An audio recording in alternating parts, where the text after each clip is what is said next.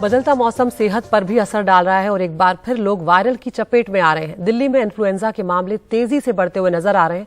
Corona की तरह ही बेहद संक्रामक है H3N2 इन्फ्लुएंजा और काफी लोग इस बीमारी से पीड़ित होते हुए भी दिख रहे हैं।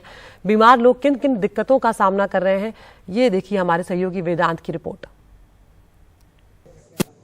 दिल्ली के सबसे मसरूफ निजी अस्पतालों में से एक का इन्फ्लुएंजा वार्ड। 48 साल की दिल्ली निवासी नीलू मल्होत्रा को लंबे समय से बुखार, खांसी और थकान के बाद यहां दाखिल किया गया।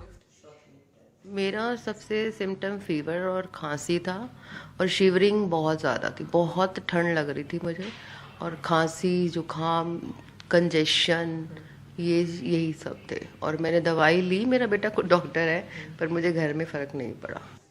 H3N2 इन्फ्लुएंजा, जिसे हांगकांग फ्लू भी कहते हैं, बेहद संक्रामक है और उत्तर भारत में पिछले कुछ महीनों में अस्पतालों में सबसे ज्यादा भर्ती होने वाले मरीज इसी फ्लू से पीड़ित हैं। बच्चों से लेकर बुजुर्ग तक बुखार, बदन में दर्द, सांस लेने में दिक्कत से लेकर गला खराब होने की शिकायतें लेकर इमरजेंसी वार्ड में दाखिल होने के लिए आ रहे हैं।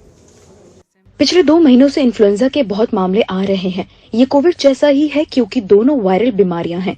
दोनों बहुत तेजी से म्यूटेट होती हैं, दोनों महामारी की शक्ल ले चुकी हैं और फेफड़ों पर असर डालती हैं। इस आक्रामक और देर तक चलने वाले वायरस के साथ साथ भारत भर में कोविड के मामलों में भी अचानक तेजी आई है।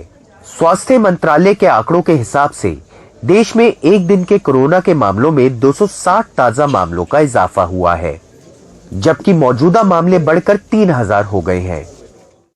इन्फ्लुएंजा और एडेनोवायरस जैसे अन्य वायरल बीमारियों के बढ़ते मामलों से एक दिक्कत ये भी होती है कि लोग रोग से निपटने के लिए अंधाधुंध एंटीबायोटिक्स खाते हैं, लेकिन वायरल रोगों में एंटीबायोटिक्स असर नहीं करती।